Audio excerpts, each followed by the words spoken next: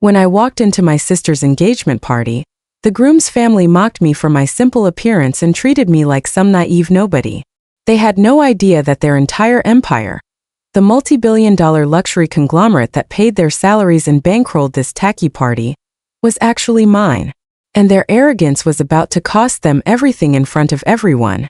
The air in the Woodworth's private gallery in Back Bay, Boston, was thick with the suffocating scent of lilies, old money, and an aggressively cheap celebratory Prosecco. It was a space designed to scream old-world luxury, featuring poorly lit Renaissance Revival paintings and heavy, overcarved mahogany that only managed to whisper insecure kitsch. Every detail was intended to showcase inherited taste, but instead highlighted a deep, insecure need for validation.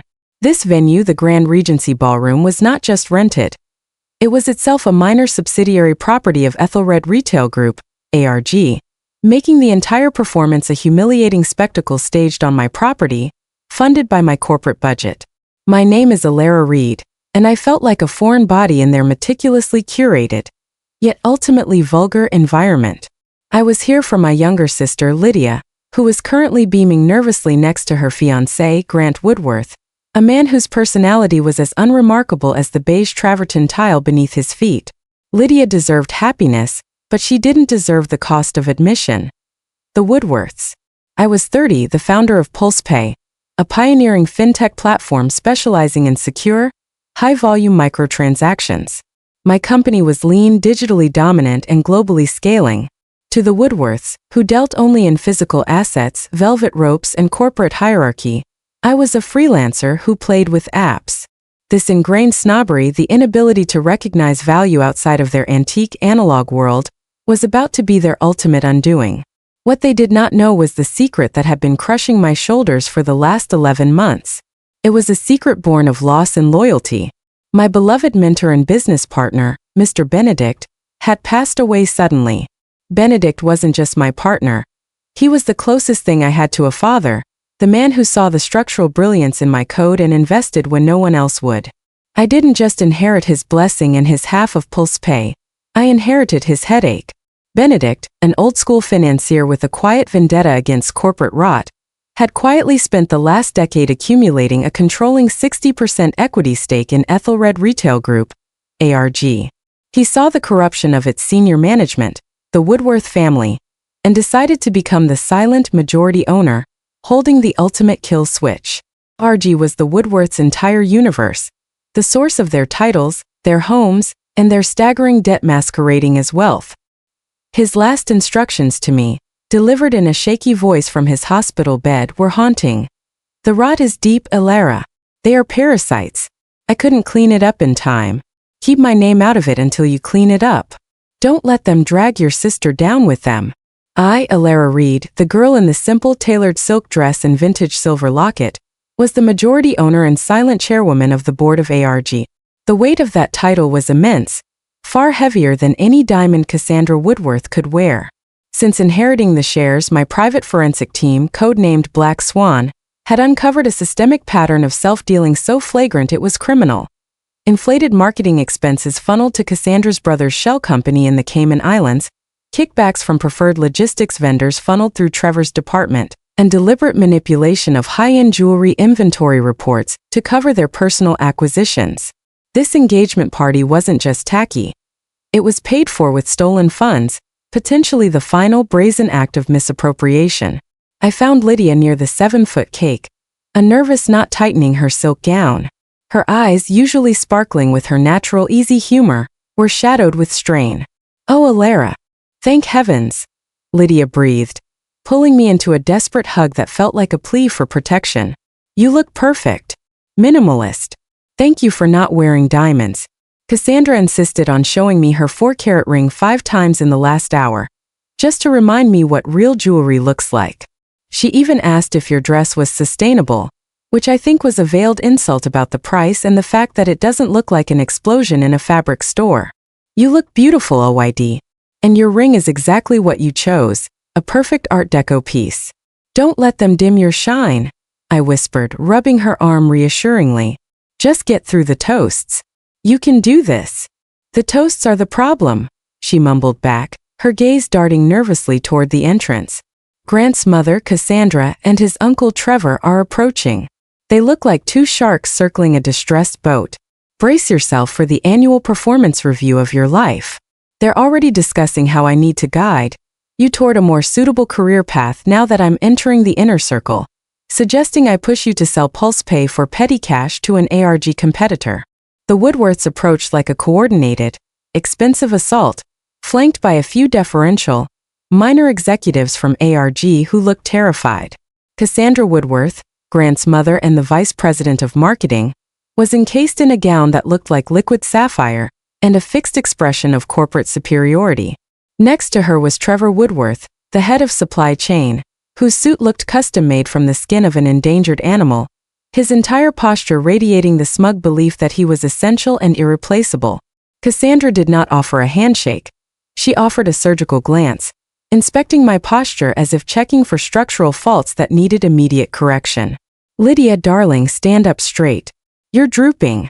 Appearances matter, especially at this level," Cassandra stated before turning her hawk-like gaze on me, her eyes lingering on the plain neckline of my dress.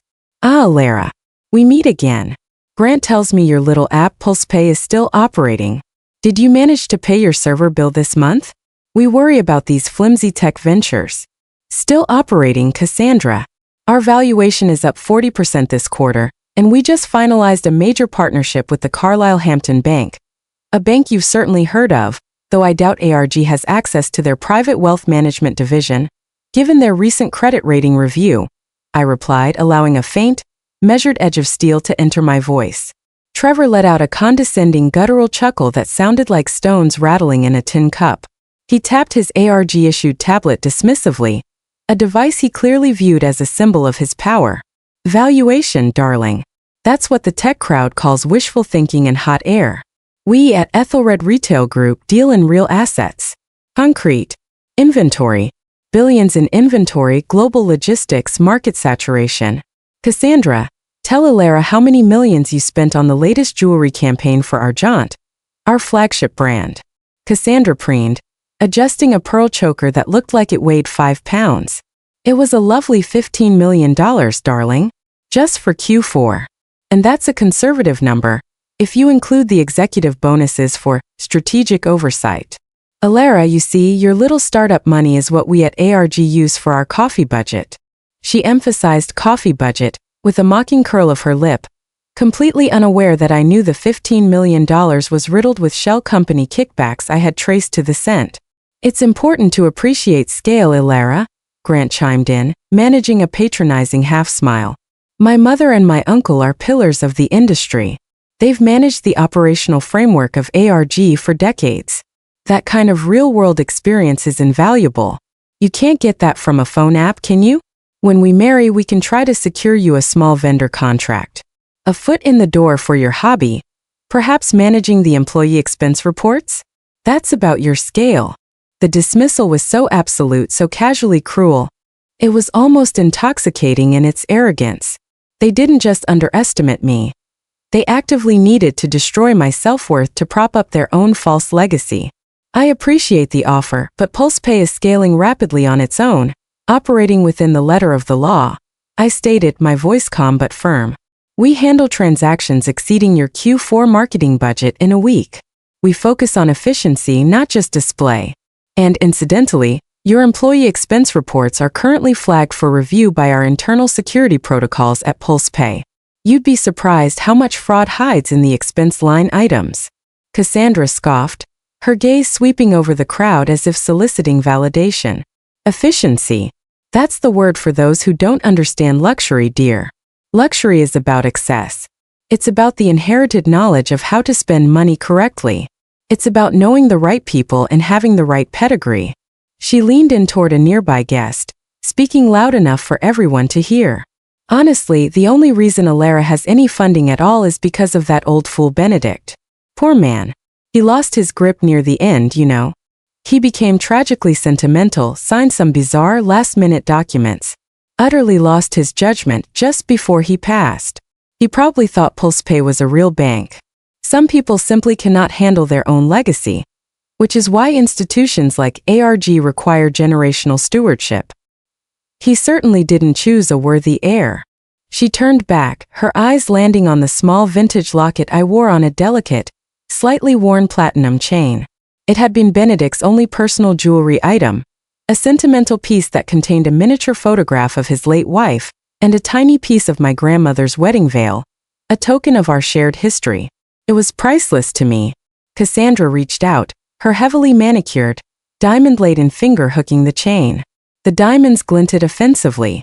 She pulled it closer, the sheer physicality of the violation forcing me to lean slightly forward. And this, Alara? What is this pathetic little trinket? It looks like it was fished out of a second-hand box. Honestly, it cheapens your whole look. Look at the clasp. It's practically tarnished. You really must learn, dear, that when you associate with the Woodworths, you must leave the tarnish and the second-hand items at home. We deal only in the pristine and the proprietary. She let the locket drop, her disgust palpable, the contempt rolling off her in waves. The public proprietary touch on Benedict's most cherished possession, immediately following the attack on his integrity and competence, snapped the last wire of my composure. My hands, which had been clenched at my sides, went instantly cold. It wasn't just an insult to my wealth or my style, it was a grotesque desecration of the memory of the man who had entrusted me with his life's work, the man who built the very company that gave her her air of superiority and the fraud she built her life upon. He lost his judgment. The words echoed in my mind, a profound, unforgivable lie. Benedict's judgment was perfect. He had chosen me to dismantle her. My blood ran cold, replacing my anger with a lethal corporate clarity. The time for silence was over. The time for a public spectacle of corporate justice had arrived. "Excuse me," I said, my voice dangerously low, resonant, and entirely stripped of emotion. I seem to have forgotten something very important in the foyer. A phone call that can no longer wait. Please excuse the laborer. Cassandra, assuming final victory, laughed contemptuously, a triumphant, nasal sound. "Yes, run along, dear. Don't worry, the adults are talking now. Perhaps you should check your little app for a new job listing." I walked into the hotel's side corridor. My velvet flats were silent, but the adrenaline thundered in my ears. I pulled out my secure phone, the one with the encrypted satellite line I used only for extreme corporate emergencies. My call was immediately patched through to Mr. Harper, the current chief operating officer of ARG. He answered on the first ring, knowing the gravity of a call from this line. "Mr. Harper, it's Alara Reed. I need you to initiate Code Raven. Now." I heard the sharp intake of breath on the other end, the sound of a professional bracing for impact. Code Raven was the nuclear option. An immediate company-wide operational audit, triggered by evidence of catastrophic ethical failure at the executive level. It meant all digital access was revoked, accounts frozen, and external counsel deployed. It was a complete institutional shutdown of the individuals involved. "Code Raven, Ms. Reed? Are you absolutely certain? That affects all senior Woodworth access points immediately. Their severance packages, pensions, even basic email, all locked. It's irreversible without a formal board resolution." "I am certain, Mr. Harper. I hold 60% of the voting shares. The board resolution is a formality I will handle. Furthermore, the evidence of the shell companies used to siphon funds from the Argent marketing campaign, and the forged documentation from Trevor's logistics kickbacks, is sitting on your desk. The time for caution is over," I stated, my voice clinical and final. "I need the following individuals: Cassandra Woodworth, VP of Marketing, and Trevor Woodworth, former head of supply chain, to have all corporate credentials immediately deactivated. Lock their company phones, laptops, and freeze their corporate credit cards. Effective in 60 seconds. Send the official notice of mandatory investigative leave citing gross financial impropriety and violation of fiduciary duty to their corporate emails and personal phones. And I want the notice to CC the entire executive suite, the external auditing firm, Grant & Finch, and the Boston District Attorney's Office. Make the subject line bold, red, and impossible to ignore. Understood, Chairman Reed. Executing sequence now. 60 seconds. I then sent an encrypted text to my corporate lawyer, Elias Thorne, who was waiting 3 blocks away. Grand Regency. Gallery. Code Silver. Bring the founding document. Full stop. I walked back into the room. 60 seconds had passed. My composure was absolute, my silk dress shimmering in the gallery's dim light, the locket now a beacon of silent defiance. The Woodworths were deep in conversation, still basking in the glow of their perceived victory. I cleared my throat softly. The sound was quiet, but it commanded immediate, total attention, cutting the ambient chatter like glass. I'm sorry to interrupt your discussion on my apparel, Cassandra, but before you continue lecturing me about taste and the Ethelred Retail Group, I have a simple question for you all. Trevor scowled, clutching the corporate issue tablet he never let go of. Oh, here we go. Another amateur question from the app girl. What is it, Alara? We are rather busy planning our next overseas trip. You've spent all evening telling me that real power comes from managing the assets of ARG.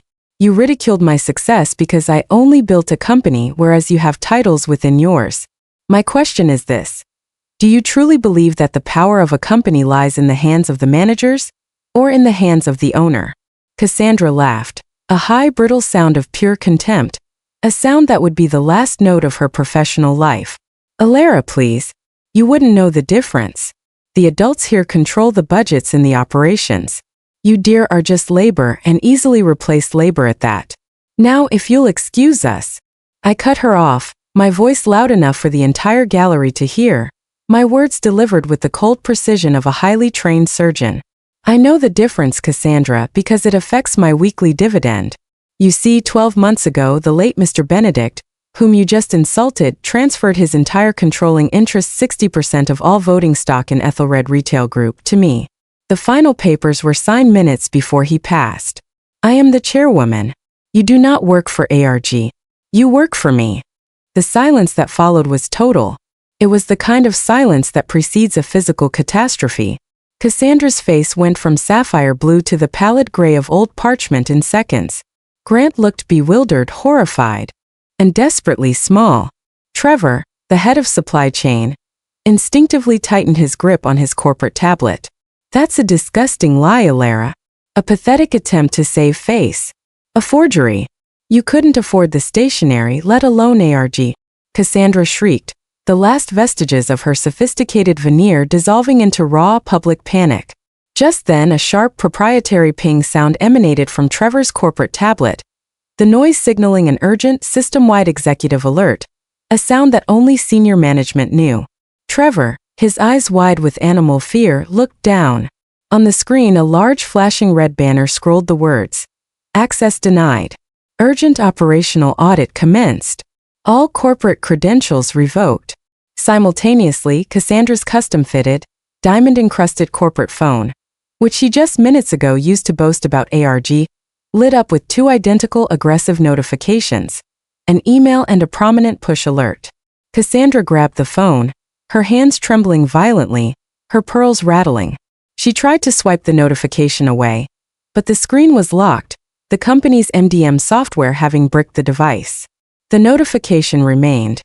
Mandatory investigative leave, effective immediately. Citing gross misconduct and misappropriation of marketing funds. The screen then flickered, showing her corporate credit card declining a pending online transaction for a luxury watch she had attempted to buy an hour earlier. No, this is a mistake. My access. I can't log in. My entire calendar is gone. They froze my cards. Trevor stammered, frantically typing his password into his tablet, his face soaked in cold sweat, his expensive suit suddenly looking cheap and ill-fitting. What did I do? Cassandra screamed, shoving the phone at her son, Grant. This is a conspiracy. A hostile attack. Call your father. Call Mr. Harper. He'll fix this. Mr. Harper is busy, Cassandra, I interrupted, stepping forward until I was just inches from her trembling form. He is currently executing my orders to seal your offices, remotely wipe all company assets, and ensure all financial records related to your questionable marketing contracts and Trevor's supply chain overruns are secured for forensic accounting. You see, he also works for me now, and unlike you, he is both competent and honest.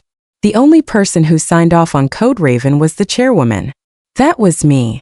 At that precise, devastating moment, my lawyer Elias Thorne, a tall, impeccably tailored man who carried his briefcase like a heavy weapon, entered the room. He was the perfect physical manifestation of the legal hammer blow.